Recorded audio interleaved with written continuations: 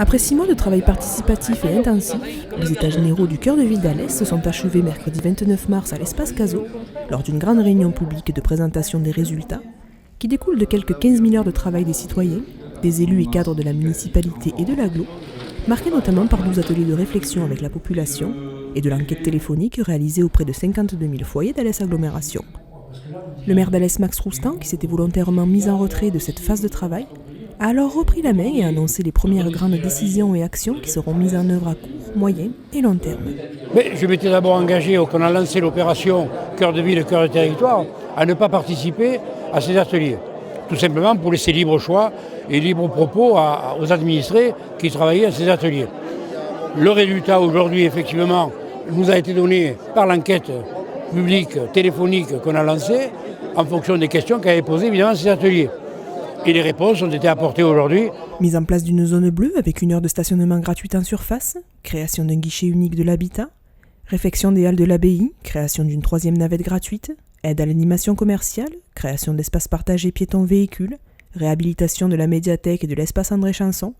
Une 50aine d'actions et projets concrets ont été annoncés lors de la soirée. Budgétairement, c'est 30 millions d'euros que la ville va mettre sur le tapis pendant les 3 ans à venir. Que ça se fera sans augmentation d'impôts. Autrement dit, on a une ville bien gérée. Si on peut se le permettre de le faire, c'est qu'on a les moyens de le faire. Ensuite, ça va se décortiquer en plusieurs éléments.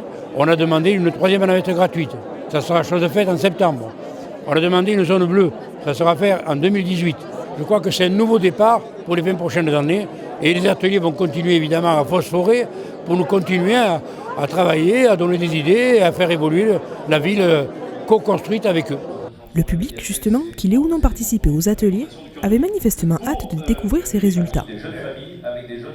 Plus de 500 personnes ont assisté à la restitution, clôturée par un moment convivial, maître mot finalement de toute la démarche.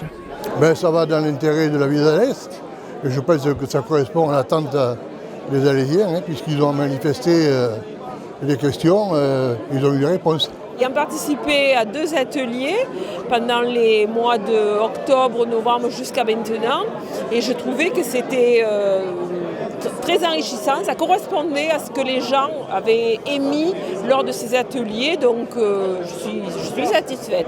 Je pense que l'action du maire ne peut être que bénéfique à Alès.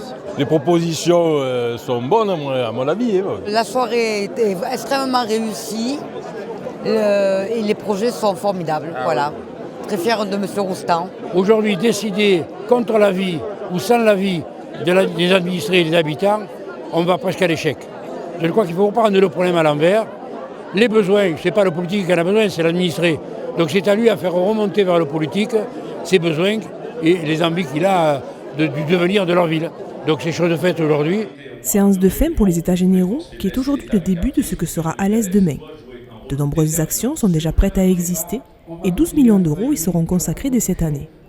Le budget sera d'ailleurs voté en conseil municipal lundi 3 avril.